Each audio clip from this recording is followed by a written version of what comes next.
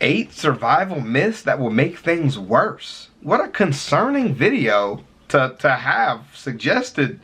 Yeah, we've done a lot of these, you know, 10 ways to help you live in a plane crash. That was a fun one. We had like 9 ways to survive in a zombie apocalypse, right? All these like crazy things that give you like little tips about how to live. And this was like 8 myths that will make things worse. What if I've been teaching you guys wrong? It's by The Science Show.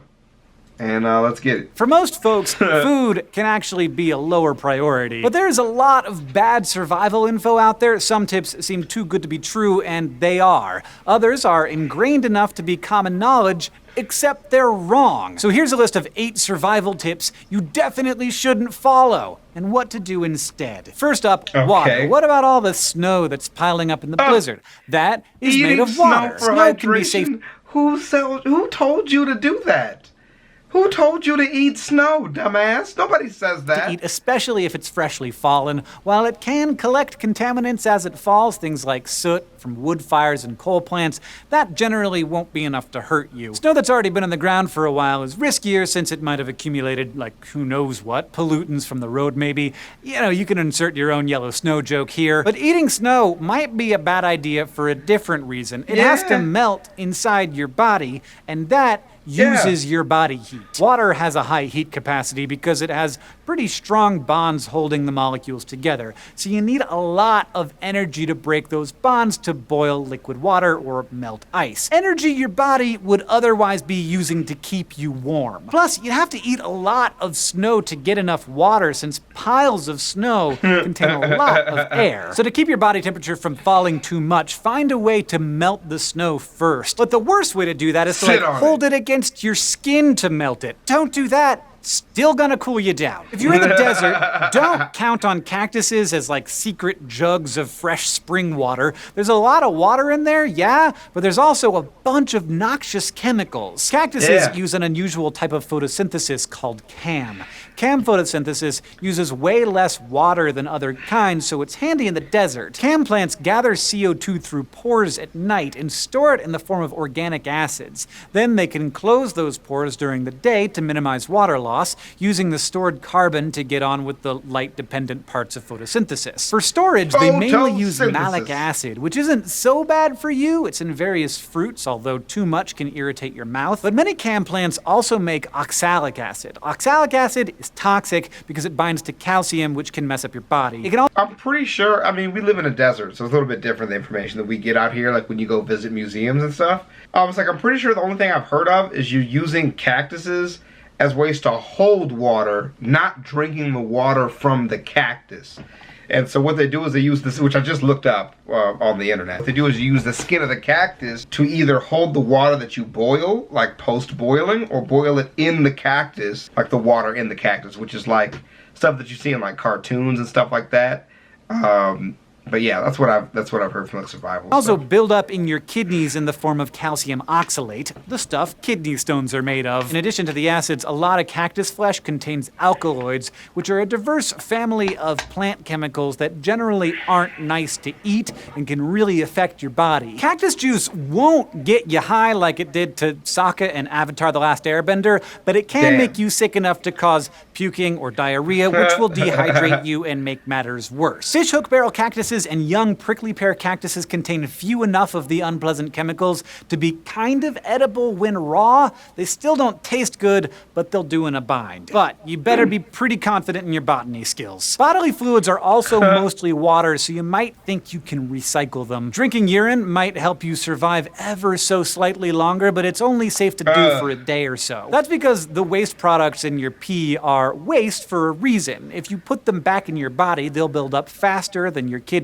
can eliminate them. And that can send you into a state similar to kidney failure, with your body unable to process all of the potassium, nitrogen compounds, and calcium you're throwing at it. As for blood, it's sometimes safe to eat in small amounts. In certain places, it's fairly common, but that's more for its protein and iron content than as a source for water. In large amounts, which you'd need to stay hydrated, blood contains more iron than your body can handle, and it becomes toxic. Your body tries to store it in places like your heart and liver, but that can lead to organ failure and death. Plus, you're at risk from bloodborne pathogens, so going full vampire to survive probably not the best idea. But what things are you watching that are telling you to become a fucking vampire to save your life? let's say you found some water, and now you need a way to get home without GPS. And maybe you've heard that moss always grows on the north sides of trees. This is one of those things that's actually true in general, but not 100% reliable all the time. So it's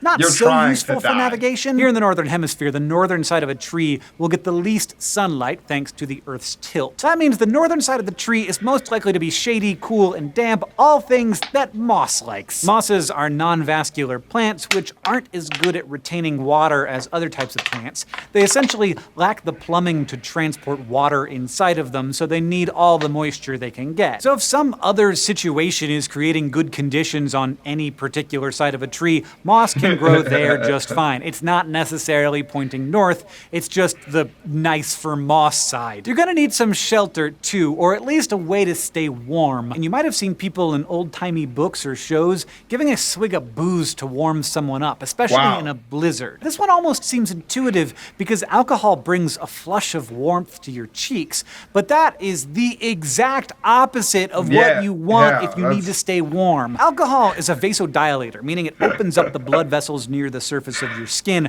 probably by altering your brain's blood vessel controls. That increased blood flow is why you might feel or look flushed when you're drunk, but it also transports warmth towards the surface of your skin, where it can conveniently diffuse away from your body and into the colder air nearby. So you die quicker. Thanks, thermodynamics. When your body is trying to stay warm, it actually constricts those blood vessels to try and conserve warmth in your internal organs and your brain, which need to stay at 37 degrees Celsius to keep ticking.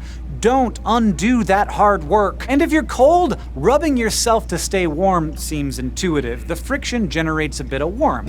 But once frostbite sets in, that is a horrible idea. On a cellular scale, frostbite means ice crystals are starting to form in your tissues, and ice crystals are sharp. They can puncture cell membranes and other cellular structures, not to mention freeze the water those cells were using to live. Rubbing will jostle those sharp chunks of ice around and cause them to rupture nearby cells. That's gonna make things much worse. Also, even though it's painful, it's not good to thaw those frostbitten toes if they're still at risk of refreezing. More ice forming again will do more damage and risk more permanent loss of tissue. Frostbite mostly affects the extremities if hypothermia actually sets in, meaning the body's core temperature has dropped below 35 degrees.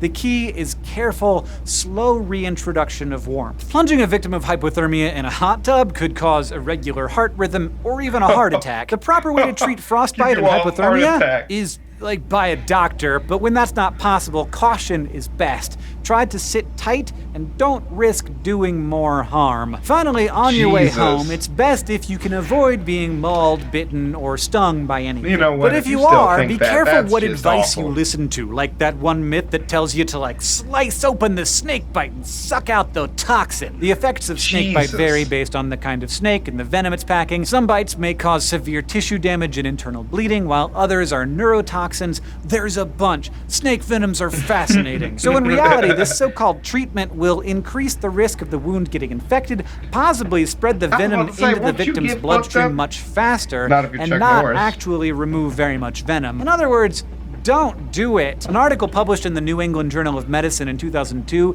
strongly discourages incision and suction for snake bites. Instead, they recommend keeping the wound below the level of the heart, keeping the victim warm, avoiding tourniquets or any kind of restrictive clothing or jewelry, and getting to the hospital as soon as possible. So Hospitals can administer antivenom to neutralize the bite. Antivenom is made up of antibodies that are carefully made to bind to the venom and stop it from having effects on your body. That's what we're gonna end this video for now, ChavezzSlovakia. There's one more, and I'm gonna let you seek that out on your own. Mostly because I just got a text message and I have to call my grandmother back. But in the meantime, enjoy the rest of your day. I will see you guys around, but alas, I must go for now. I don't think anything is wrong. Love y'all, but not more than I love my grandmother. All right, goodbye. Peace. Crocs, Crocs, Crocs, Crocs, Crocs, Crocs, Crocs, Crocs, Crocs, Crocs, Crocs, Crocs, Crocs, Crocs. I'm rocking Crocs. I'm rocking Crocs. I'm rocking Crocs. Wearing Crocs, boy. I'm rocking Crocs. I'm rocking Crocs. I'm rocking Crocs. Wearing Crocs, boy. My Crocs are gold. My pops is old. My Crocs got soul. My Crocs are bold. I go to church wearing Crocs. I'm always turned wearing Crocs. My Crocs are great. Your Crocs are lame. With my Crocs, I can cross a lake. Crocs, Crocs, Crocs, Crocs, Crocs, Crocs, Crocs, Crocs, Crocs,